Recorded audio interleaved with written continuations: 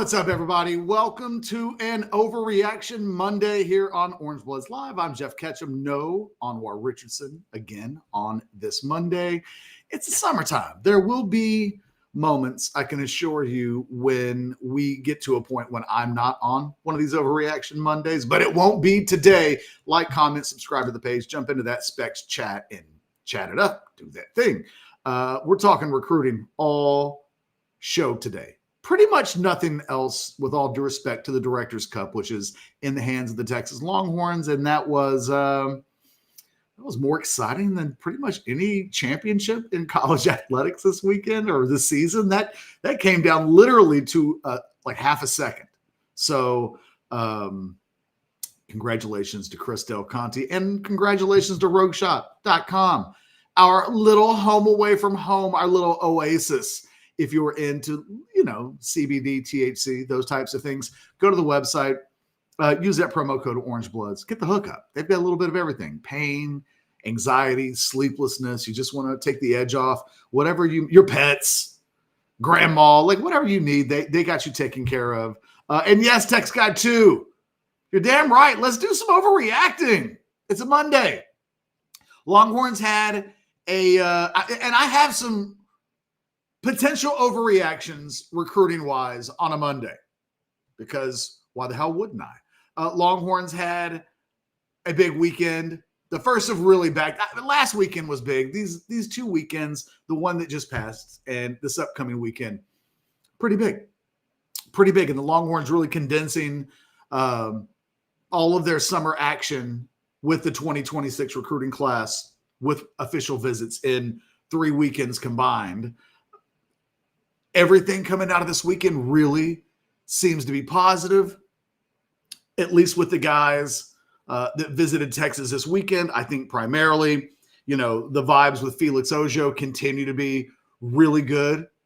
I don't think anything changed this weekend with regards to how the betting markets would look at that recruitment right now. So, look, for me, I'm about super blue chip guys, the elite of the elite of the elite. So Texas may end up with 35 guys in this recruiting class from the high school side of things when they account for potentially going up to 105. And when you see the volume of special teams commitments that have already taken place as they've moved up to 13 commitments, you can kind of see them preparing for a world where they're living at 105. Sources I've talked to said that, that's certainly on the mind. But I'm going to pay attention to the top 10 guys at the top of the class. So Felix Ojo, maybe the most important recruit in this class. They need to secure that left tackle of the future. The guy that's going to follow in the footsteps of who's your next first-round draft pick as a left tackle. I think he's got that kind of upside. 1 year after missing on Michael Fasusi, that's a guy that I think is paramount to this class being ultimately at the end. Is it what Texas will want? They're at a point now where you don't worry a ton about positions. It really is how much talent can they stockpile. And if they don't get something 1 year, like left tackle a year ago, you get it the next. That is the sign of a healthy program. And the Longhorns are finally at a point, even at defensive tackle, where you can look at the scholarship board and you're just not worried about any real position. Even tight end is a position that in the last 2 recruiting classes, they've been able to add a Jordan Washington and a Nick Townsend and an Emory Winston. And so suddenly, at least the future has guys. Again, didn't get the left tackle a year ago. With all due respect to Nick Brooks, you go get him this year. And so I don't think there's a real desperate need anywhere other than maybe left tackle, which is why I'm like, go get you some Felix Ojo. I see some super chats coming in. You know what? To encourage the super chats, I will go back to my regularly programmed, scheduled stream of conscious thinking on recruiting from the weekend, and I'll get into some Monday overreactions, but we'll do super chats. Jay Lee. Jay, I was going to get to this. You didn't think I was going to go too far without getting into Lamar Brown. I was just doing like an opening monologue. How the hell does Lamar Brown cancel his LSU when you would think it's great news for UT and Clark, but now we find out that A&M is his leader. Exclamation mark. Thank you, Jay Lee, for the $5 super chat. James, I will get to you in just a second. I don't think it's a big deal. Let me tell you something. And I think if Steve Sarkisian were sitting in my office right now, what's up, Steve? Shh. I think, Steve, be quiet. It's like having another dog in the house. I think Steve would say, hallelujah, brother, when I finish the thought that I'm about to give you, which is sometimes you don't want to be the leader for a kid in July. You just don't. How'd that work out for any of those schools that lost flips down the stretch last year? How'd that work out in the Justice Terry recruitment? How did that work out? In the Cade Phillips recruitment, and one of the things about Steve Sarkisian and this staff is all things being equal, I think they'd love to be able to live in a world where they don't have to get commitments until a month until signing day. They hate babysitting. Lamar Brown is going to be one of the big babysitting recruitments for whichever school gets him as a commitment in July. I think that's a recruitment that gets decided in November or December, which is around the time that Texas will do whatever it's going to do on an NIL side of things. It likes to whip out its wallet late. They don't like to do it early. In fact, I can remember at this point last year, specifically with LSU, I remember having well-plugged Texas NIL sources going, what the hell is LSU doing? What are they doing? They're letting everybody know in April exactly how much money they have to spend. And they're going to lose a bunch of these guys. They lose Bryce Underwood in part because he didn't have their NIL stuff together. And Texas finished with the number one recruiting class in the country last year. And one of the big pieces of their strategy was, man, we don't talk about, except in really rare cases, DeCorian Moore. And we'll get back to him in just a second. Jay, and I would say this if Lamar Brown were about to commit to Texas. If Orange Bloods was headed to Baton Rouge tomorrow to cover a press conference because Lamar Brown was going to commit to Texas tomorrow, I would sit here and I would do a show and I would go, guys, everybody just chill out a little bit. This one's going to go until the wire.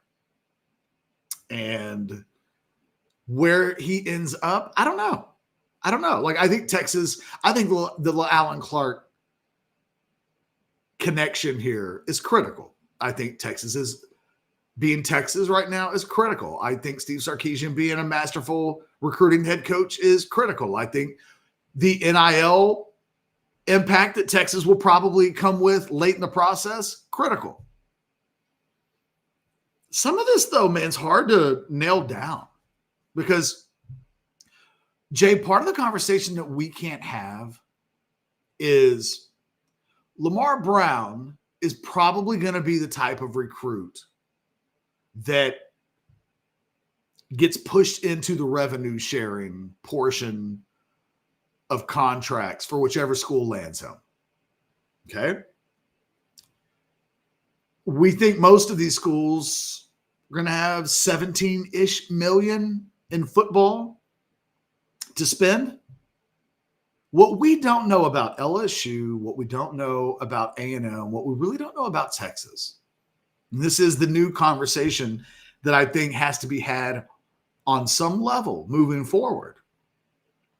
What portion of that money is going to be allocated to a five-star like Brown? With every school, the amount of money that's reserved for other players is going to be different, which means one school might be able to offer 3.5. One school might be able to offer 2.5. One school might be able to say, we don't even have that. And so unless we're giving money under the table,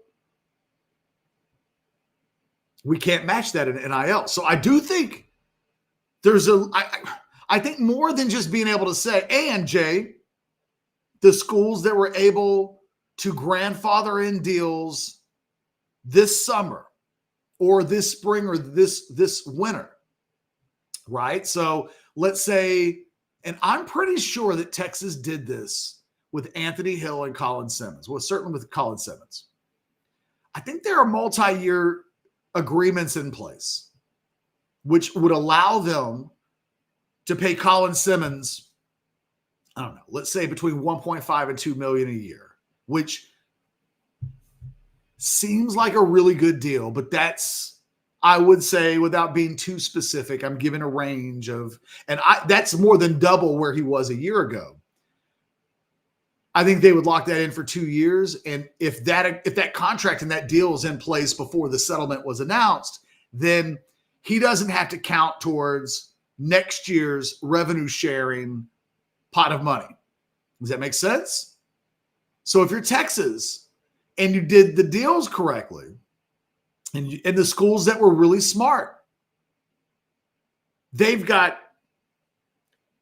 their actual 2025 commitment might be double what we'll see in future years, because either they stacked it so that a guy got a big payment up front on a multi-year deal, or however it's arranged. All of the deals before the settlement was announced to get grandfathered in, and they don't have to count in the revenue sharing. What does that mean? Well, in theory, it means that you could have if you got all of your roster that you think is going to come back next year, and you got it locked up, so that in January, you're not negotiating with them because you thought in advance to get them locked up. If you did that with a huge portion of your roster, then in theory, you've got a huge allocation of 2026 revenue sharing money for football that could go largely to players in the 2026 recruiting class. Now, this is where real creative budgeting takes place. How much upfront money are you getting? How are you writing these contracts? What are the poison pills? What are the buyouts? These things now exist in college football. Jay, there's just a conversation that I think that schools are just now having. And honestly, the programs that are at the top of the food chain have probably needed to have this conversation for months. We just don't know the details because this is the kind of stuff that they won't talk about. But I do think when we get to November and December, there's an element of the financial stuff involved in all of these schools that will determine Lamar Brown's recruitment. Because I think the kid likes A&M. I think the kid likes Texas. I think the kid likes LSU a lot. A lot. He could go any of those three schools. Nobody would blink. But if one of those schools is able to offer $1 million more, I mean, so it's as simple as that. It really is. And I don't think we're going to know that for a while. Jay, thanks for the question. I hope I give you your $5 worth on that. That was like a small dissertation. I feel bad. I'm now almost 15 minutes into the show, and I haven't done all of the things that I want to do. That's okay. That's okay. That's why they make shows 45 minutes to an hour. James, for $9.99. See what we do? You do super chats. You interrupt the show. You get to take over the show, but not for $1.99. I don't like that. I'll bring you up, and I'll be like, what up? Spend more. James, for $9.99. And look, James is completely taking me off topic, but I'm okay with this. Colin Simmons and Arch Manning's rating in college football is over 88, respectfully. Thanks for breaking down the options for the site come July 1st with your 10 thoughts. James, thank you. You know what I honestly thought this was going to be about? I thought this was going to be I saw Colin Simmons and Arch Manning, and I thought you were going to talk about the fact that those two dudes flew to St. Louis this weekend along with Aaron Butler and who am I forgetting? There's a fourth person, big player. Golly. That's pissing me off now. Anyway, they flew to St. Louis to support Wingo when Wingo held a local football camp for youth. That was really cool. So is the ratings over 88. I haven't played college football in so long. I don't even remember what's good. Is 88 good? It's not. It's pretty good in FIFA, but it's not like elite of the elite in FIFA. So I don't know. And I don't play FIFA either. Somebody wanted me to do a ranking of video games, and it just occurred to me that I haven't played video games really since 2004. Who the hell am I to do a ratings list on video games? It would just be old ass video games, not the good stuff. So I don't. And yes, I did break down the options for Orange Bloods come July 1st. I think we'll have an announcement in the next week or so. I think there will be. I think there. I have an idea of what direction we're leaning in. Although I have to say, like, there are still dynamics in play that nothing is absolutely certain. But the three options are stay with rivals, join On3, join another network, become an independent. And for the last 7 weeks, we've explored all of those avenues. I think I have a better idea of what's happening in the industry and kind of the value of Orange Bloods than I've ever had before in this moment. And in about a week, I think we'll have an announcement. And stay tuned. But I'm really excited. Nothing will change here on the YouTube channel. And I really don't think a whole lot's going to change on Orange Bloods. I think protecting what we've built, which is the number one premium subscription and message board site in the country for the last 20 plus years, is paramount to what we want to accomplish. Maybe even less so than the ability to make the most money. So, anyway, we'll keep you updated. But thank you, James, for the kind words. DeAndre Moore, is that what somebody said in the chat? Cody Carpentier, I have to believe you are helping me out with that last name. Yes, thank you.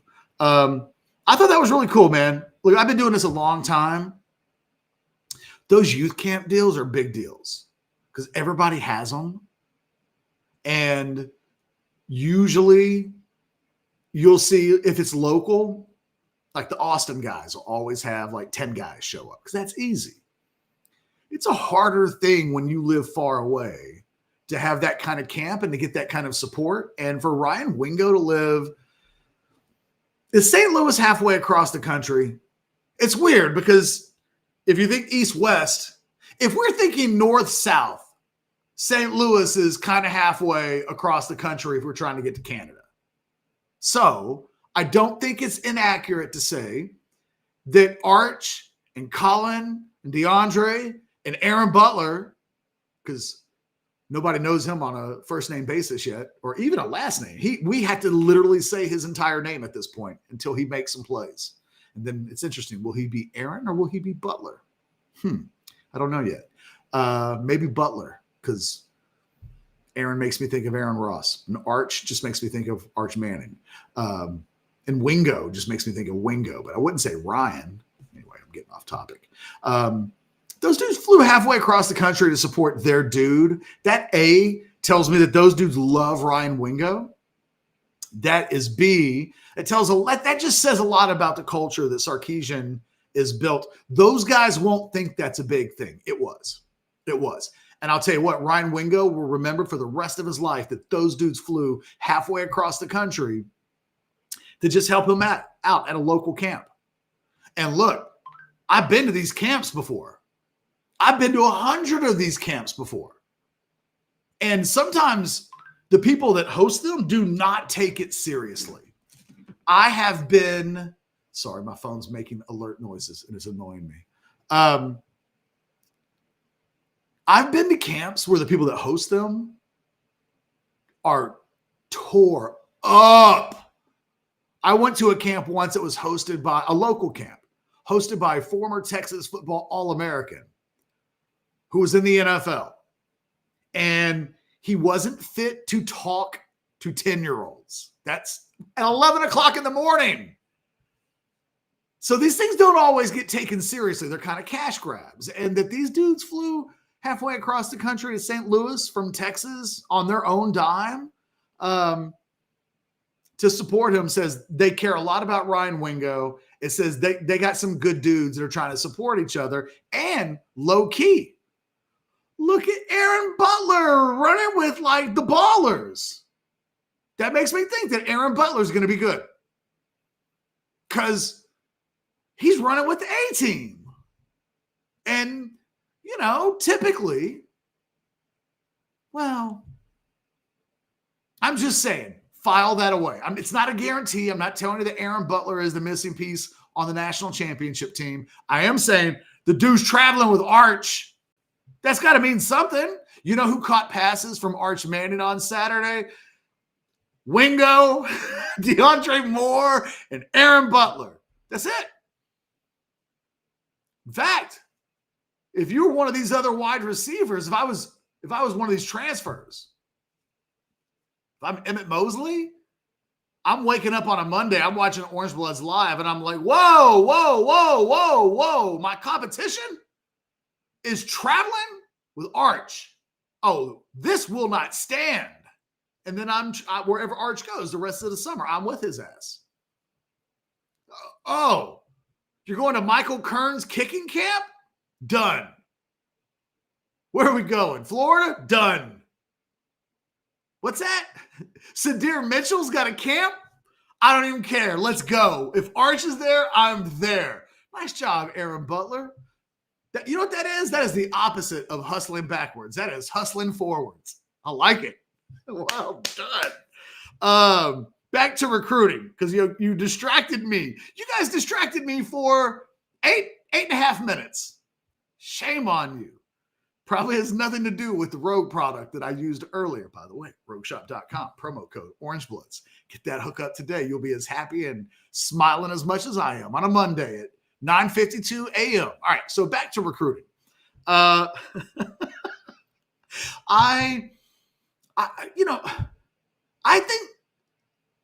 think what was almost more interesting than the guys that were on campus, because look, Texas, you can see them getting Dre Quinn. Like, that is starting to come together. That guy leaves campus, and I don't think that's an insignificant deal. 105 nationally, really, Rivals has him rated higher than anybody else. I think Heze Kent is a guy that they made up some ground with. Although Sukamel mentions he'd probably take the field. Xavier Griffin is a guy that, talk about a split recruiting wise from a ranking standpoint. 76 nationally for Orange Bloods, but others have him ranked much higher. Sukamel again mentions keep an eye that Texas and Alabama, with Texas coming out of the weekend with an advantage. Braden Rouse, the linebacker out of Georgia, is another guy that Texas made a big move with. You got to keep your eye on Bryce Perry, right? Like, I think Samari Williams, by the way, I love the fact that dude's name is Smoke. Like, I'm all about adding dudes who go by Smoke. And it's not just because I saw centers.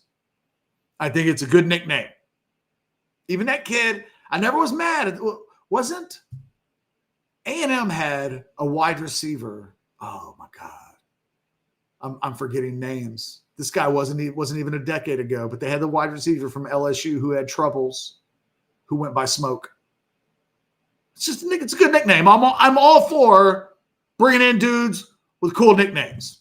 Felix Ojo, Jalen Lott. To me, those are the big ones. I haven't really heard a whole lot on the Lott front, and he's not a guy that's been.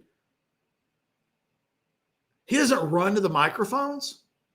I think it was interesting that Ojo was kind of quiet yesterday, and he typically is kind of an easy guy to reach, but those guys all keeping a low profile, although I dug the photo that Felix Ojo posted on social media with him and Trevor Gooseby, called it the present and the future. I mean, that's good. By the way, that I was wondering, how much is that? How much money? If you could get Kelvin Banks in that photo, that's a lot of money potentially sitting there, because I think Trevor Gooseby is going to be a first-round draft pick. And, boy, Ojo is like, I think the most exciting thing that I would say about Felix Ojo is the dude looks exactly like Trevor Gooseby. Not in the face, because like the picture I'm looking at, he's got a helmet on. Not Gooseby, Ojo. But if you knew nothing else, you would look at Ojo and you would look at Gooseby and you would go, those dudes could be twins. And then you would go, oh, man, Goosey's probably going to be a first-round draft pick, and that dude's sitting at about 315, and he looks like $1 million. And Ojo, again, kind of the same thing. So, yeah, man, if you're Texas, lock that down.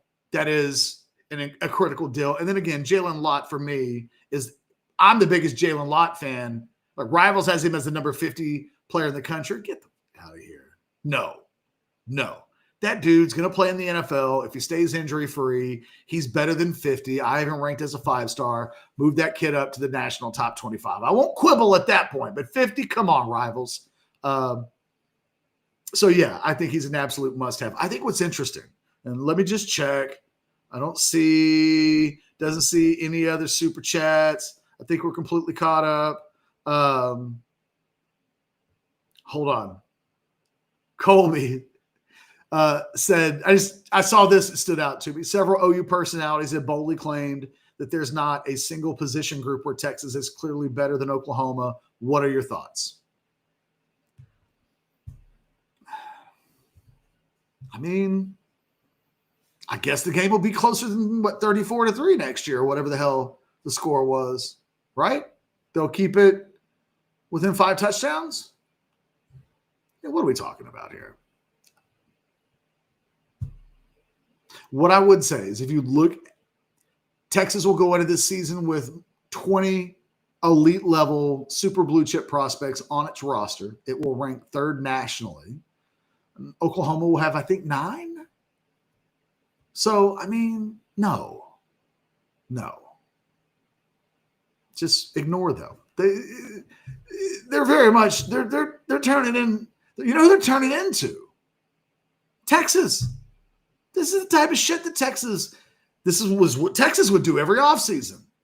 Now, you guys would often hate me because I'd be like, no, the quarterback position is a little bit more one-sided than you think. But I remember when people got mad at me because I had the audacity to say that Jalen Hurts and Sam were like a close competition, that it wasn't a layup for Sam. I mean, look, Oklahoma's not talentless. But the other thing I'd say about Oklahoma is if you were Texas, what would you want from OU's roster? You wouldn't want anybody at their quarterback position.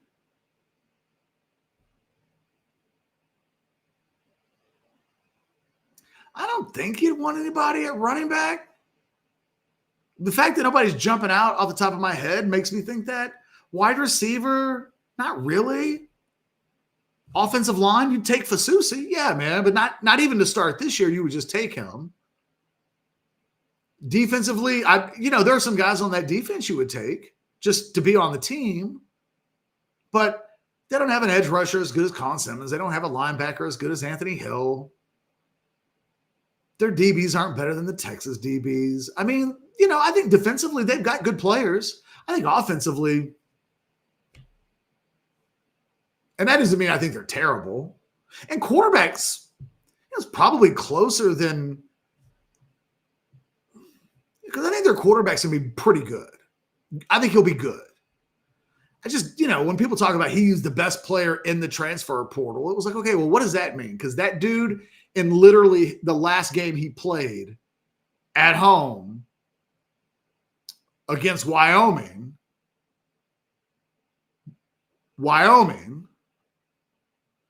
he didn't break 15 points. They lost. I think they lost to Wyoming. I know they didn't score more than 15 points. I mean, ugh. And then, against the Texas Techs, and who was the other Power 5, Power 4 team that he played last year? He completed less than 50% of his passes. I think he'll be good, but do I think he's definitely better than Pavia at Vanderbilt? I don't know that. I don't. I think they're probably going to end up being comparable when it's all said and done, which means they'll have a really good player. Like Pavia is a good player, but would you have traded Quinn Ewers for Diego Pavia? No, you wouldn't have. I don't think. And that's with all of the Quinn limitations that we know about. Although maybe there would be some that would say, I'll take my chances with Pavia for, he's just a different kind of player. And maybe you think you can win with that guy as opposed to, I would say that whatever Pavia has, his strengths are probably different than Quinn's. They're literally like mutants of each other. It's like one's a yin and the other's the yang in terms of talents and skill sets. What do we got? Michelle, don't worry. Unk's not leaving. Unk is doing some stuff with his kids today. Like I literally just got finished. You know what happened? Honest story, Michelle. I reached out to Anwar this morning at like 8 because I had to take my daughter to, she had a thing this morning, right? And I told my wife last night that I would take her on Father's Day because I'm a good father. And then I remembered at 8 o'clock this morning, oh crap, it's Monday. I've got the Overreaction Monday show. And I was reaching out to Anwar and I was like, we got a show to do. And it was interesting because usually by then we've already communicated with each other. And Anwar was like, yo, man, I'm going up to the school for a camp. And I told you about this last week. And I was like, oh yeah, you did tell me that. Oops. So I probably should. Unk's not leaving. Unk is just being a dad today. He's doing his Father's Day stuff. He's just being a dad. But yes, like I said, we'll be back to normal, I think, next Monday. But I'll be honest. He could have told me he needs Monday off, and I might have participated in too much Rogue product and forgot. Like I told him, I got to start writing stuff down, Michelle. Cody Carpentier says David Stone is maybe the only player that starts for Texas. Cody, I think there are some maybes. But man, I don't know who I'm trying. I don't even know that David Stone's going to start for Oklahoma, but I think from a talent standpoint, I would take that guy all day long. It's funny that Oklahoma's asking him to take a pay cut, but I would take that dude all day long. Yeah, but maybe they're trying to say is it's not that Texas has a talent advantage because they do. What was it again? Like there's no. Let me go back and look at the way you positioned it. Clearly better. Okay, well, NFL scouts disagree. FYI, and this school's not. Can we just call it out about Oklahoma? These dudes are taking dudes from Wichita State, and the key to their passing game was going to be a transfer from Arkansas Pine Bluff, and then that dude got hurt. Oklahoma may beat Texas this year. Look, hey, they did it 2 years ago, so it's not like an impossibility. Although I would say the years that center around or that sandwich the year they won, historically one-sided affairs. Add them up together, it's 80-something to nothing or something. It was not good. Somebody goddamn points. I forgot how many points were scored. And it was 49 and carry the one. I mean, it was a lot. It was a lot to barely any. And you guys know 2 years ago what that was, 3 years ago what that was. Don't make me say it out loud, OU fans. Just you guys need to just be quiet. And they're not getting it. They're slumming in the portal. They're slumming. It is a little bit like it would be like if my wife divorced me, and then my friends were like, "Hey, man, how's single life?" And I was like, "Oh, man, single life's cool, man. I'm hanging out with Betty. Betty's awesome, except for that whole crystal meth problem." What? Oh, yeah, no, man. Like, it's all right. It's cool. It works. What are you talking about? What are you doing? That's the way I feel when I look where Oklahoma's been going for talent. It's like, whoa, wait a minute. You got 2 guys from that school? I'm all about finding diamonds in the rough, but like your foundation in an SEC program, if your Vanderbilt can't be slumming at the Division IIs and the FBS and, look, Here's the thing about Oklahoma. They need to figure out, you know what they haven't done yet? They haven't gone through all the stages of grief. They are in denial. That's what they're in right now. And what OU needs is a Kevin L type behind the scenes who's like, you know what? At some point, you got to be like, what was the guy in Zoolander? Was it Mugafu? Oh, I know I'm forgetting it wrong. Whatever Will Ferrell's character's name was. Why have I forgotten what that character's name was? Where he's like, why does it feel like everybody's taking crazy pills? Like at some point, you've got, if somebody at OU has to stop and go, what are we doing? Who have we hired? What are we doing? Because what we're doing is now trying to convince me that the answer is this. This is where we go to be successful. This is where we go to get our asses beat, is where this goes. Somebody in Oklahoma, and you know what? For too long, Texas, even at the end, Texas was going to keep Charlie Strong for another year. They were. Some Texas fans don't want to hear that. It took the Kansas loss. It took that. And look, even with Tom Herman, it required a lot for Tom to get the hook. I mean, it took the eyes of Texas. It took the combination of Quinn Ewers and Tommy Brockermeyer. It took him generally being a guy that alums hated because he was seen as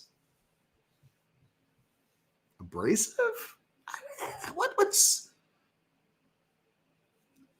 I don't even know the word I would use. There's just a chance that Tom could be watching right now, and I don't want to say it. But he had a rep.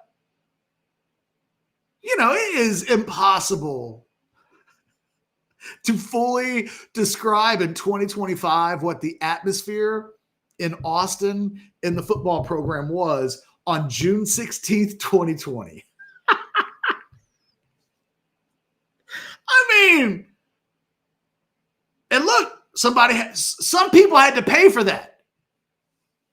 And so Tom got to go. And now it's in a really good place. But like the thing that you got to be able to do is at least Kevin Eltife stayed back and was like, no, we're not, there will be no status quo. And I think Del Conte, because his top guys weren't available, would have given Herman another year. I think he would have felt like he was justified in doing so. They finished ranked inside the top 20. It wasn't a terrible year. And Eltife was like, no, man, no. We're not doing this anymore. That's what OU needs. They need somebody who actually has a brain to step over these people who are taking crazy pills. They need an elite head coach.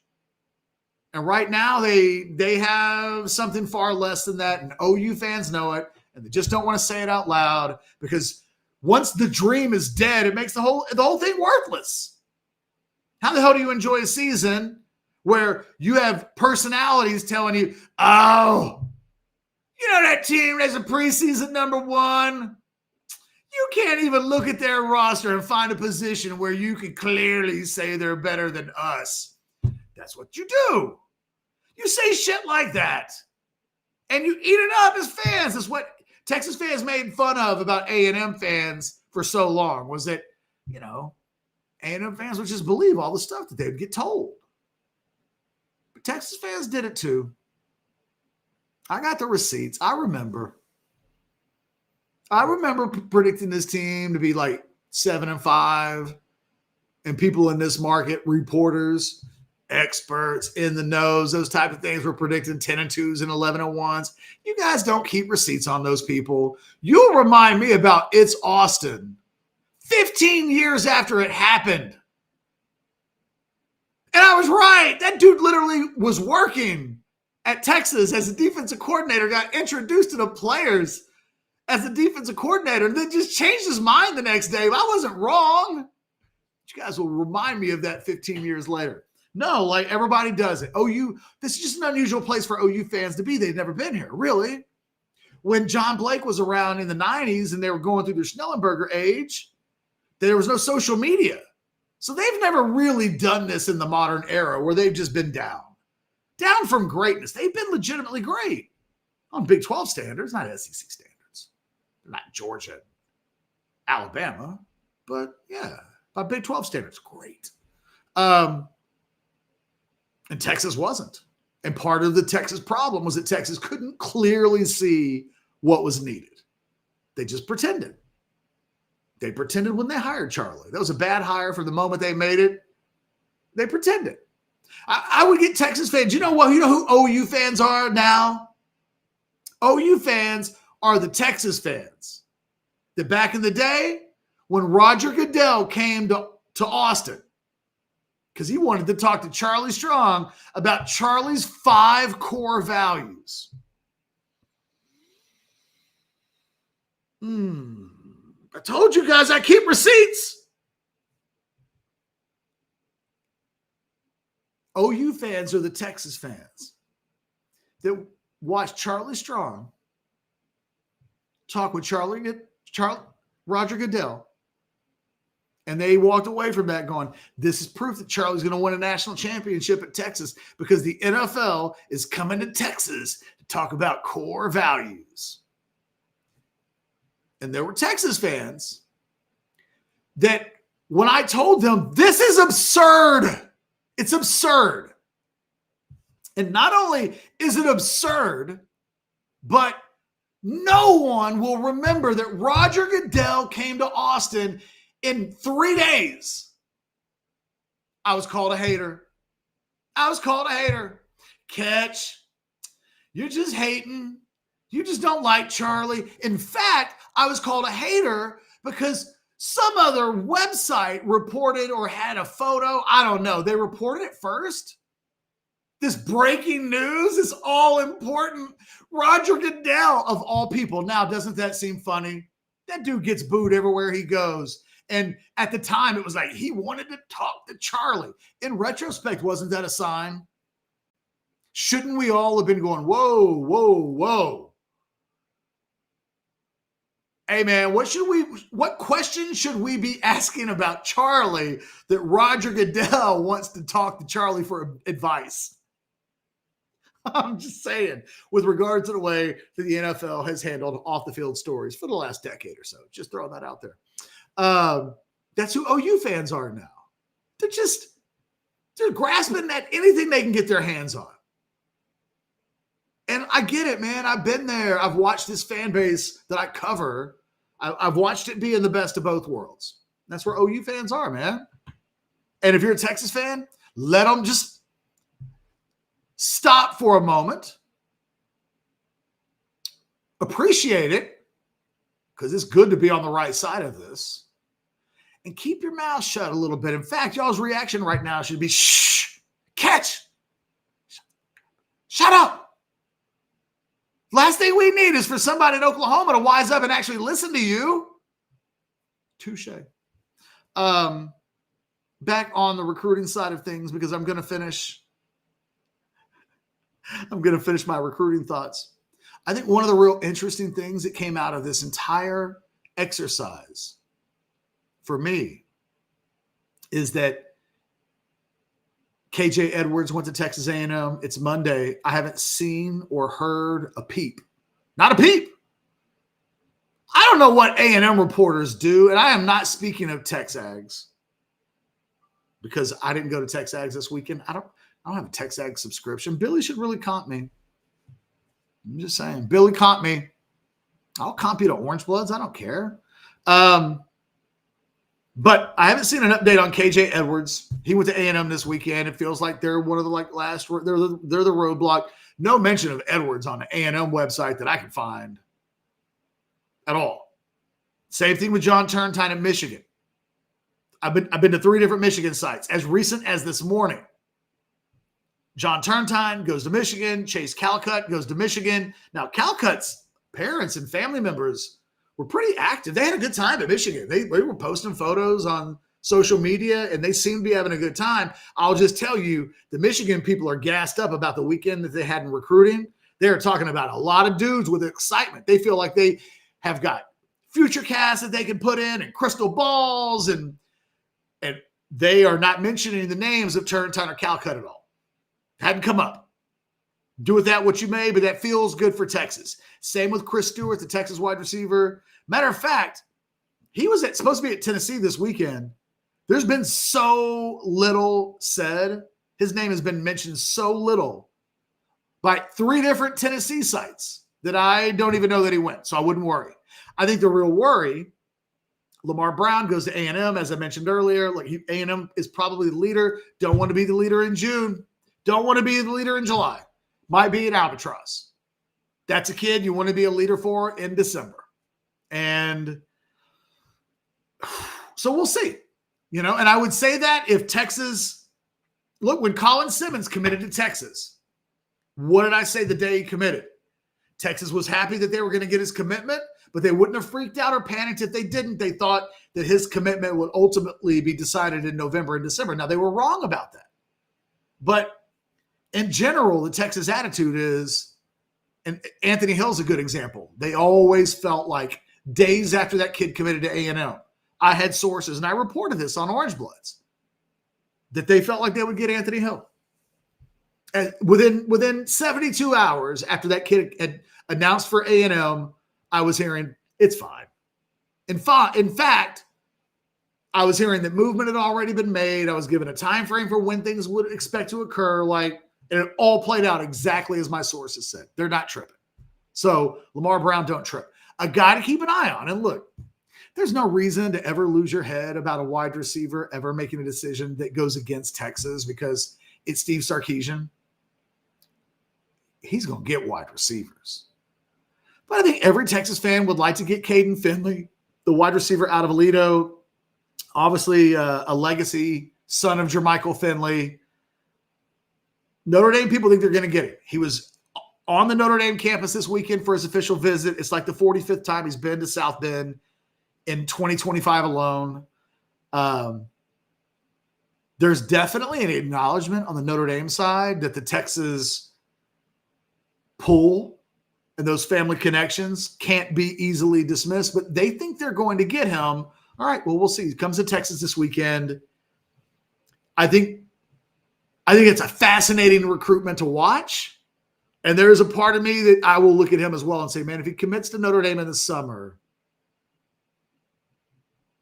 is he not going to come to a Texas game with Arch at quarterback with his dad all year? Is that not going to happen?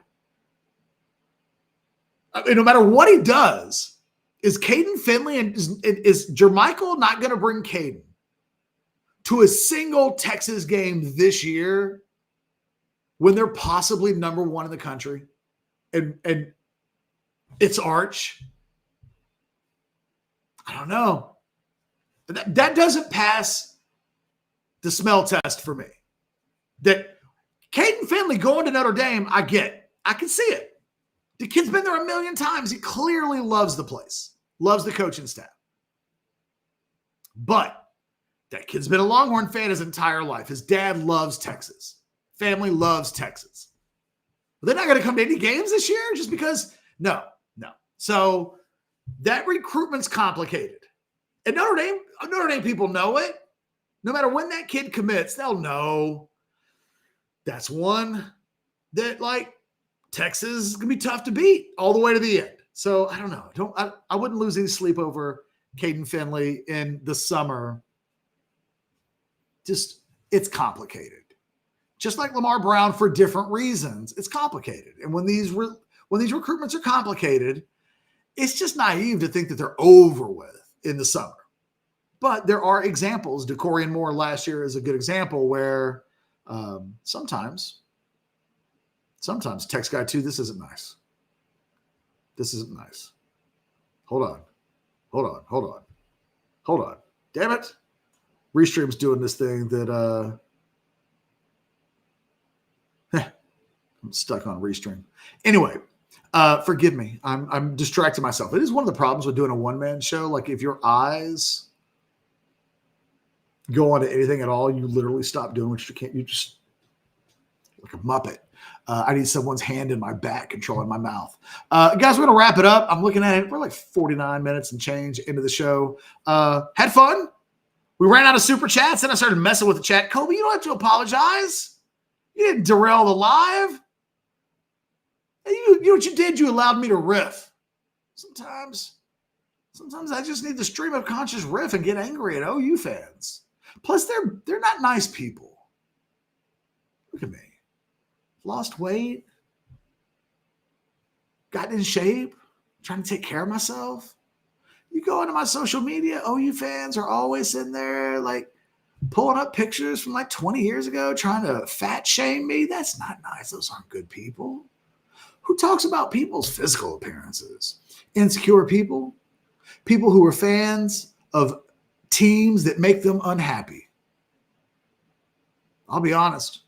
There's a part of me that's not rooting for Oklahoma. There's a part of me that's rooting for Oklahoma City in the NBA because it's a good story.